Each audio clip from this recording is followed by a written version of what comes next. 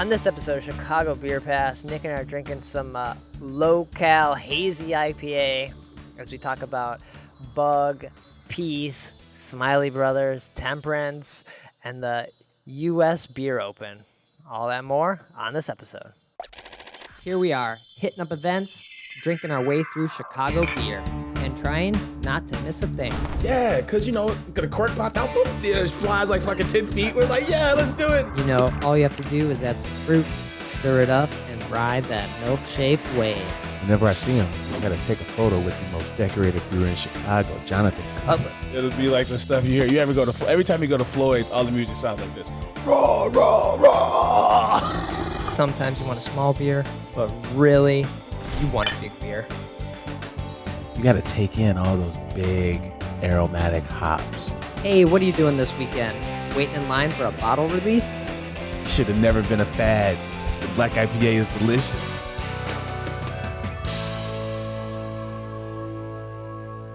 Hey, and welcome to Chicago Beer Pass. I'm Brad Chmielewski. Brad, what's up, man? I'm Nik White. And we're back. There is, I don't know. High energy from Loose Keys. I love it. This summer and the podcast, man, we've been all over the place. And now, new location, or we got to find a new home for our... Yeah, so not settled yet. We're recording on the deck. We're taking advantage of Chicago weather, right? Yeah, there's a flag right behind us. Yeah. And it's perfect out, so... We probably got some cicadas in the background if you're listening to the audio. Yeah, and we'll see how it goes. When's the last time we recorded outside like this? We were at Ravinia, but that wasn't outside, right? That was with Mass, so that was Pilot Project. Pilot Project was kind of outside with the train going by. Yeah. So we got people yelling, we got cars, cicadas, Yeah. planes. All we're missing is a CTA, man. Right. Yeah. So I feel like we got to take advantage, though, of the weather here. We're going to come down to 2 months tops being outside now? Yeah, winter's coming. 50s next week. It's just going to suck. I'm with you. This was a good call. Yeah, so there are lost Beer Pass episodes now out there that we can kind of date. I can never tell when you're playing. Pre-Beer Under Glass, because we were hyping it up, talking about it on those episodes. Yeah. And then Beer Under Glass happened, and I was like, I can't put out these episodes that talk about us talking about Beer Under Glass. It's a periodical show in a sense, right? Time sensitive. Yeah. So maybe we do one of those things where we listen to them, and then if there's something that is outside of the time sense, conversation-wise, we can put out little snippets. Yeah. Little fun snippets from the lost episodes. So That's funny. I know. I think our official last episode at the studio was revealing those bourbon counties. Yeah. You ready for Whiskey and Coke Bourbon County this year? I hear that one is really good. See? I heard they've all been packaged, I believe. Yeah. Because that party is usually before the World Series. So that party is usually, mid-October. The tasting's usually mid-October. So after the Sox take it? Maybe for the week of the championship round. Okay. We can have it in the background at Goose, and we can enjoy Whiskey and Coke, Bourbon County, and Golden Ale. Sox Golden Ale, right? Actually sounds that's quite the scene. I like that. Yeah. I'm going there tomorrow. Okay. It's be 9/11, and so Puffy Vest Day at the stadium apparently. Oh shit! Yeah. They have a weird sizing thing. Like you can get a medium or an extra large, no matter what the giveaway. If it's clothing, it's medium and XL.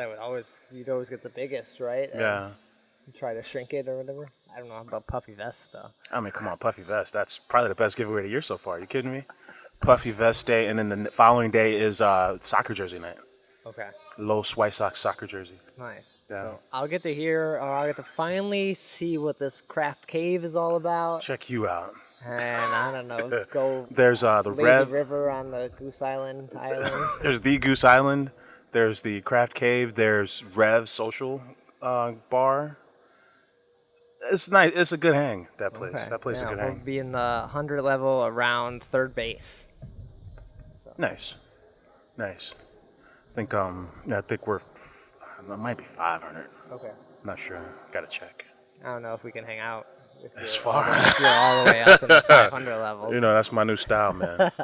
All my picks this year are 500 level picks. Okay. Like me wearing my fancy shoes with a beer and nobody around me, and like the third from the last row in the building. That's all I've been doing all year. But they're doing really well, so it's probably less. There's way more people there now. Oh, it's gonna be crazy Saturday, and they're playing a first place team too. Socks for socks, right? Yeah. Oh, socks. Other socks are also first place? Yeah. I love how we're slipping in like some hardcore White Sox talk on this show. It's making me happy. Well, and then, we always talk about the beer we're drinking, which we forgot to get into, but we're going low-cal here. Yeah. And it's not even solo. That beer was rough, man. But it was crisp. It had the crisp German hops on a solo. So Yeah. I didn't hate it. This no. is a low-cal, low ABV beer I can get behind here. Yeah, man. Deadhead IPA series from Destihl. Yeah, down in Normal. Man, I remember Operation Overload, Saint Dakara, their sour series. Dos Fedonia, isn't that? I think that's Destihl, right? Yeah, Destihl was the, craft beer darling there with all the sours for a while. Yeah. Really one of the better breweries in Illinois when I first got into beer. Mm-hmm. This is 99 calories, Citra, Cascade, Summit, and Simcoe. Yeah. I think it's those, classic hops that are making me really like this. All the flavor, none of the guilt. And I don't know, the can, jumped out at me. And, we try to drink more Chicago beer than Illinois beer, but I was like, Destihl, we haven't done them in, I don't know, forever, if ever. Yeah, this might be a first. Nice. Yeah, I'm glad you picked this up, man. I haven't had a distilled beer in a while. Tallboy cans. Feels like I found this beer too late for the summer. Or maybe it just came out too. But it seems like a good boat beer or patio beer. Soundboard. That's the name of it. That's the name of the beer. So I wonder if the Deadhead IPA series is all low-cal beers or if they're just IPA series. Yeah. Low-cal with some flavor. Yeah. Not as much flavor as that solo, but I like the flavor in this a little bit more. The one reason I think I like these hops so much, and it was last night I was over at Peace, and they had a beer with Amarillo, and it was probably Centennial or Cascade in it. Yeah. And it was pretty good. I know we've dogged on Peace beers a little bit. I think we were a little critical. The Golden Arm is currently still garbage. Yeah. But this was Frog and Toad, and it was nice. Okay. Session Pale Ale. Yeah. I still kind of wish Peace would come out and have an official. I mean, obviously not a passing of the torch because Jonathan's gone, but just a Q&A with the new brewer, right? Mm-hmm. About his direction versus what they were doing, because they kind of hang their hat on all those styles that were winning those awards, and it seems that they're going away from that just a little bit.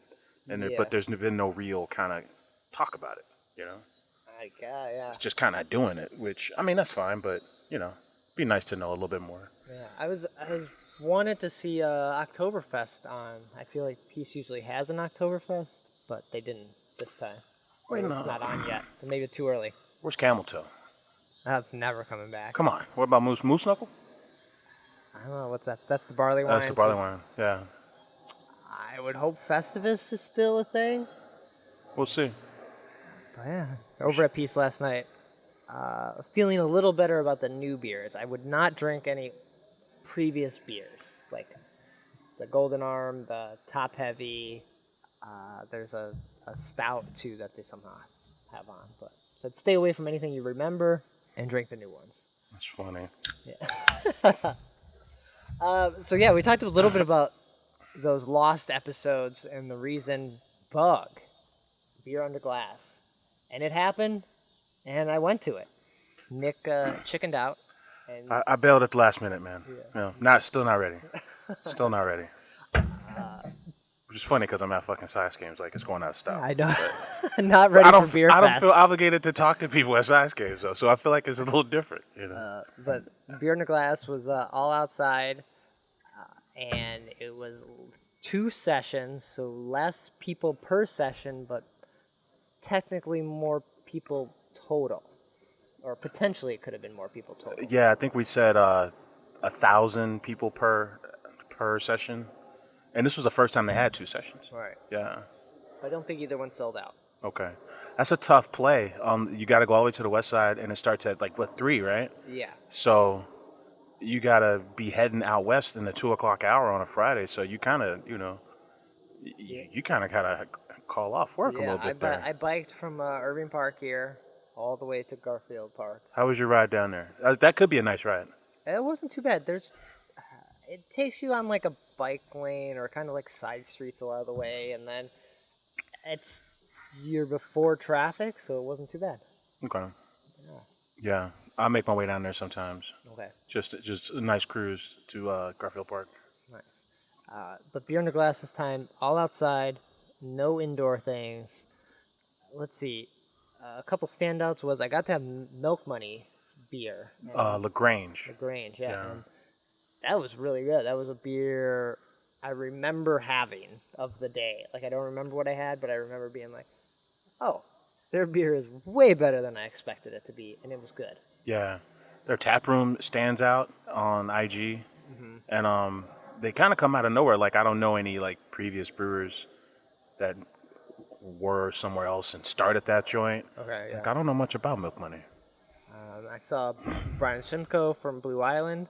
He has a crazy beard and I think long hair. He did not look like him, and he was like, "Hey, Brad." I was like, "Oh, what? Who are?" It's Brian. I didn't recognize him at all. I like Blue Island, man. That's actually one of the first beers I get when I'm out at one of the games. Sox. Yeah. I saw Will Turner open outcry. He was pouring. Right on.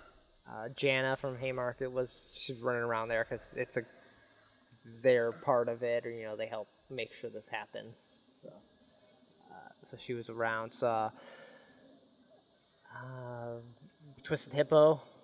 Right on, Carl and Marilee. Yeah. How was the layout? Because there's a ton of space back there. They got the kind of wooded trails, right? Yeah. And then they have this little labyrinth on the side, and then they have this huge grass with a terrace in the very rear. How'd they spread out all the breweries? They used them all. Okay, all that stuff was kind of all spread out. Okay. Yeah, every spot that would have had beer previously still had beer, so it felt like you only went to half the fest because it wasn't any more breweries in the terrace. Maybe there was a few more, but then there was a few breweries where the porta potties and I don't know, there used to be a tent that sometimes had special rare tappings. There's a bunch of breweries over there. There was a lot down this little trail off to the right side. It was just well put together. There was no lines. No one was ever waiting in line. I didn't notice anyone being the brewery that everyone had to stand in line for, a Phase 3 or something like that. Or remember Half Acres Fest far and away? Yeah. And other half, everyone was in line for other half for some reason. Yeah. People see the line and they all join the line. No one was in line, and everyone was pretty just tame, and they didn't seem like beer people. It seemed like a different crowd. It seemed like maybe people that just were I'm ready to do something. And maybe those beer people were there at night, but everyone there was just I just wanted to do anything. Oh, just to get out the house? Yeah. No, I hear you. Some crews like Goose, they act up pretty bad at those things. Okay. I think the last time I had King Henry was at the last Bug I went to. So Goose was pouring. I didn't stop by because I was I didn't need a Goose beer. Yeah. Had some Spiteful was pouring their Oktoberfest, I want to say, but I stuck to a lot of pale ales and pilsners, and it was warm that day, especially biking, so it was pretty hot. So I was I want anything under 6%. I don't think I did any hazies. Everything was a crisp pilsner, lager, pale ale kind of thing. Okay. Sounds good, man. Do you feel bummed you missed it? I saw your pics, and I don't have that glass, So because I don't have that glass it's got either it's like it's got stemware this year. It's never really been stemware. So I just left it. I didn't. I was like, And I what feel- the fuck? How's I gonna bike with that? yeah, and I feel like you know what you would do if you went, right? You know the kind of stuff you would try to capture, and I kind of missed that part of it, Okay. because it's like I got to see Brad's view of it, but then I didn't really see anyone else's view of it. So now it made me wish I was there a little bit. Okay. You know what I mean? Yeah, I'm sure I captured less stuff. There was less pictures to take because I was by myself. So I was like, I'll take a few and post them, but it wasn't like anything like maybe crazy in years past. Like I gotta catch all these moments and do everything. It was more reserved. Okay, a little more subdued. Yeah, Okay. but they were filling like on the sanitation side of it. They were taking your cups and filling them like from taps and everything. Kind of like normal. Normal. Brian said he had he had hand sanitizer like spray. He was spraying glasses. He's like, I didn't know what we were gonna do. Like, Great Taste was a little more strict, I think. Yeah, I think Great Taste was all pictures, Right. and we come to the glass. Yeah. and pour. So no, they would take your glass and touch it and fill it up, and Touch it. yeah, I believe there was places to fill up water that were just kind of like anyone could use. So it was like a little bit of like, yeah, we're not doing anything different. Okay. You need to take your priorities in your Yeah. hand here. Yeah. Okay. So That's their best event. So it's cool that they were able to pull it off. yeah, when talking to Jana, the other event we didn't go to was Oak Park Microbrew. Oh yeah, it was like the week before, right? Yeah, and she said they had more people at this year's than they did in 2019. Wow. So that's crazy. I wonder what that's attributed to. I don't know if they do the best job of. Promoting it? I mean, you rarely hear about it at I all. know. So So who knew to go? More people knew to go. wow. Yeah, more people did. Wow. Okay. And then, but they no replica ale, nothing like that. Just Oak Park Fest. So Yeah, that's probably the best if you're talking like 1-2 punch of beer events over like back-to-back weeks. It's probably Oak Park and yeah, and Bud. she said they skipped Great Taste because they did Oak Park, and then they had to do Bug, and they're like, that's they're too probably much. yeah. Okay. They didn't even bother going up there. All right. That was my adventures over the last couple weeks here. How about you? Yeah, you went to a straight up beer fest. Yeah. We haven't talked about that in a while. I just hit some old haunts, man. I went to Half Acre. They're selling off all their assets. So I went to Balmoral Okay. just for brunch. And they had, it's funny. We met this guy. His name's Jerry. And he says he's the mayor of Half Acre. And he gave us a little tuna pin, which was kind of cool. Okay. And and he's like, tuna's coming back, But he was rebuking all the things that I'd heard on the last trip to Half Acre. So remember the last time I told you I went to Half Acre, and like the president's like, yeah, we got the license. You don't be surprised if you see another location. Right. And the next half of On and On is going to be a barley wine. So then I'm talking to the mayor of Half Acre. And he's like telling me the exact opposite things. Man. That Who do you believe, the president or the mayor? So I'm like, because if you're the mayor, I'm like, well, let's talk a little bit, And I'm like, so hey man, what's going on with On and On? He's like, well, we're introducing our own barley wine, so we don't know if On and On is gonna make an appearance. So there might not be the second one? That's what I mean. So now I'm confused, man. That kind of bummed me out. What are we gonna do? We got another can. Yeah, and he didn't think that you might not see a second location, was his assessment.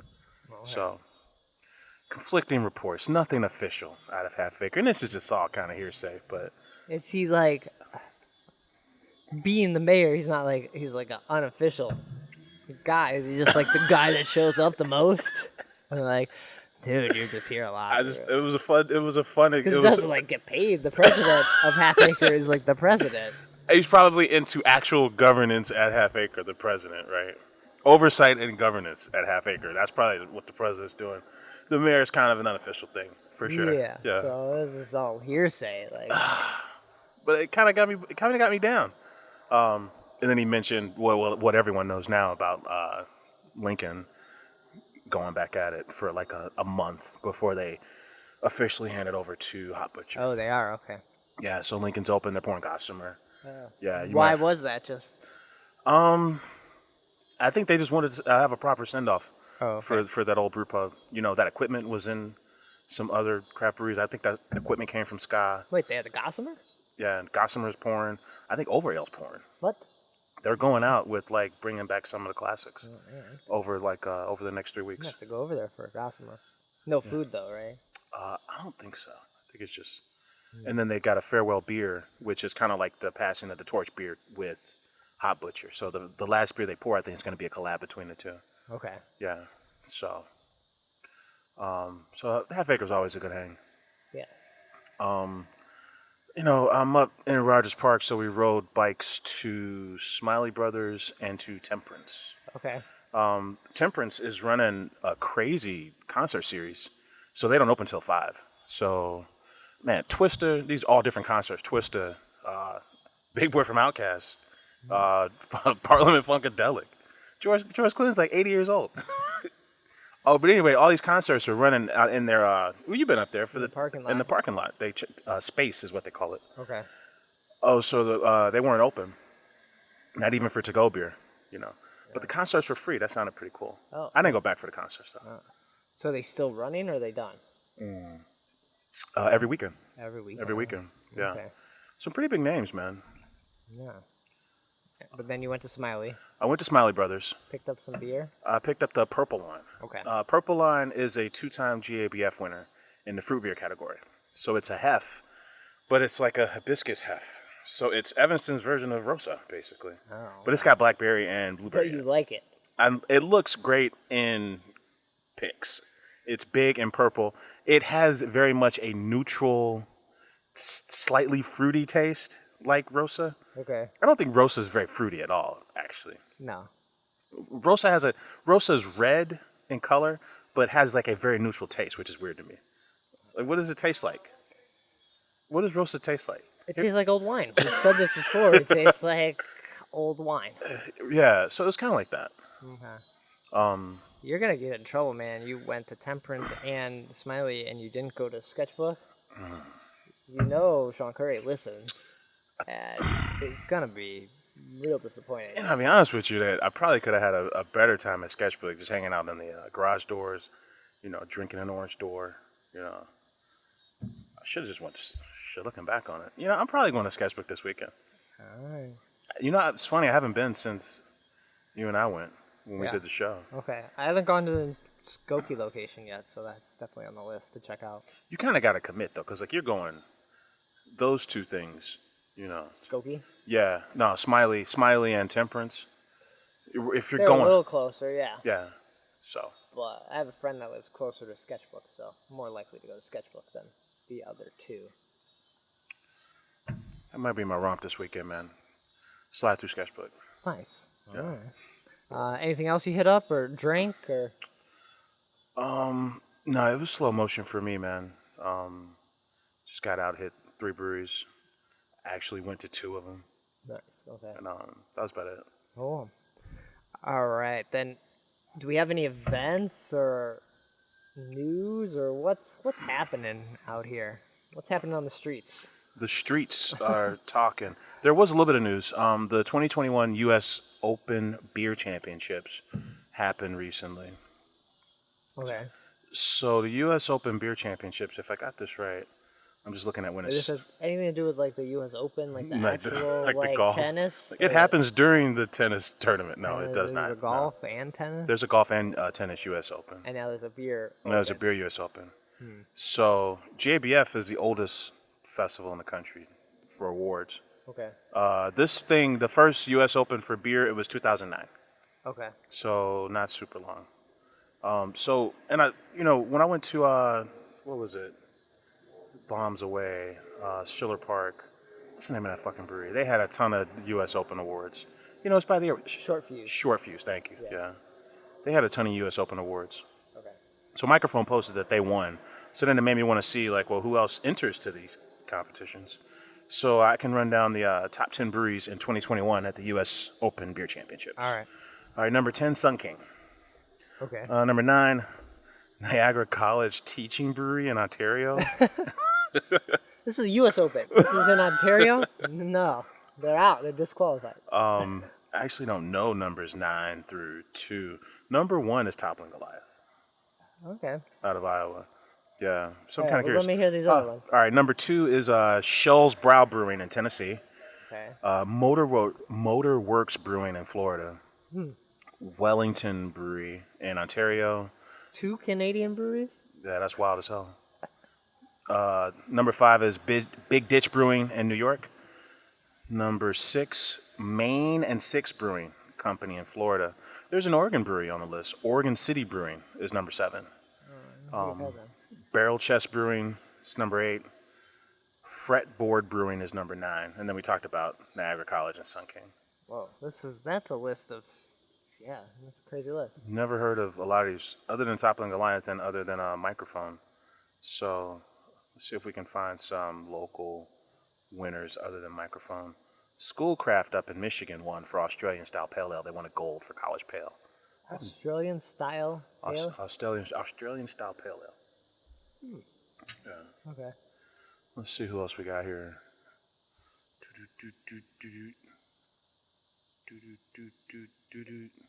Maybe people just didn't know about it yet or hadn't heard about this. It's 10 years old. Imperial Stout category. Toppling Goliath took the gold. Hunapu from Cigar City took the silver. Okay. And there was a tie for bronze. Cafe Diala from Braxton Brewing in Kentucky. Tied with Blind Fury from Short Fuse. Okay. So Short Fuse won again at this place. Man. So good for them. Good for Short Fuse because, not that I don't think well of them, but they're just not on my list of places to hit up all the time. And then Schiller Park's not on your route, huh? Nah, usually. Although, the Chicago Dogs are in the playoffs, and they're right there. No, where do they play? They play at the Rosemont Stadium right there. That's the greatest ball cap of all time right there. Chicago Dogs hat is pretty sweet, man. It's pretty fucking sweet. American Cream Ale and Metazoa Brewing in Indiana. They took a bronze for a Nap in the Hammock. The only reason I bring that up is because John Hall, who used to work at Fire Rabbit, he left to go to this brewery. Oh, okay. Yeah. Interesting. Who else? Oh, Barrel Aged Stouts. So, Microphone took the gold with Sir Blinzelot. KBBS 2020 from Toppling Goliath, also tied for gold. Damn, Microphone took the silver, too, with She Blends a Lot. So, gold for Sir Blends a Lot and silver for She Blends a Lot. I'm not sure what's going on there. Damn, okay. Well, yeah. So, I think that's it for the U.S. Open beer. Oh, that's a cool little event there. Nice. Anything else you see or happening right now? No, I think that's it. Just Oktoberfest all over the place. Okay. What happened? I know you posted a picture with Dark Lord recently. Yeah. What happened to Dark Lord this year? Floyd's teased, a couple weeks ago about stay tuned because something was happening, right? So I grabbed an old Dark Lord pick because it was on the Bears fleece. Right. And NFL just started. But Dark Lord last year was a drive-through Dark Lord, and they didn't have any new Dark Lord. It was like a cellar raid for Dark Lord, right? So there hasn't been a proper Dark Lord in 2 years. Now we know they made it because there's barrel aged variants every year, so it had to be made. So so 2020 Dark Lord has not been released yet. I'm going to Floyd's real quick. Yeah, see, what's up with that? That seems weird. We're running out of time here. Are they just gonna dump it in stout season as well? And it's hard to get a read on those guys, man. Yeah, there's just this one picture about stay tuned for Dark Lord 2020 or 2021. Weird. All right. I guess we'll leave it in there. Leave it there. Stay tuned for Dark Lord 2021. Yeah, this is a picture from details coming in late September. Oh, late September. Okay. Yeah, and it's a barrel of barrel aged Dark Lord. They're just gonna dump that shit with all the other stouts that happen. August 25th. They were the first ones to close from the pandemic. Remember? Yeah. They kind of jumped the gun and said we're permanently closing. Yeah. I always dug Dark Lord as a party, and I actually liked some of the variants. It'd be nice to get my hands on another bottle. I had Lodestar. The picture was Lodestar. That was wine barrels, like dessert wine barrels, like some sweet ass wine barrels, but it had toasted coconut in it. Okay. So that was one of my favorite ones, and that was my only bottle. So I'd love to get some more. But yeah, it's a good question. Right. Out of the 10 variants they released, and that's why I think that's where BCS, as much as we talk shit about BCS, of the BCS variants and the Dark Lord variants, you're more likely to have more BCS variants that you would enjoy. True. I mean, now some of the Dark Lord variants go a little higher as far as like, oh shit, like flavor wise, it's like, well, man, this is of the. But they go a little lower. Too. They are, exactly. They're a lot more volatile. Big highs and big lows. Yeah. And Bourbon County's like. Right in the middle. Yeah. We're gonna, you're gonna like half of these. You never say that about the Dark Lord variants. So. All right. Well, stay tuned for that. Stay tuned here. We should be back on a regular schedule now, hopefully. Getting these episodes out to everybody as we get into the fall season here where lots of fun beers get released. So, Nick, where can people find you, get in touch when we're not here? Right on, man. I'm on Twitter at Nicosio. And I'm on Twitter, BRAD, Chicago Beer Pass, Twitter. Instagram, we got to get our picture game back up, our reel game back up. So check us out there and chicagobeerpass.com. Take care. Cheers.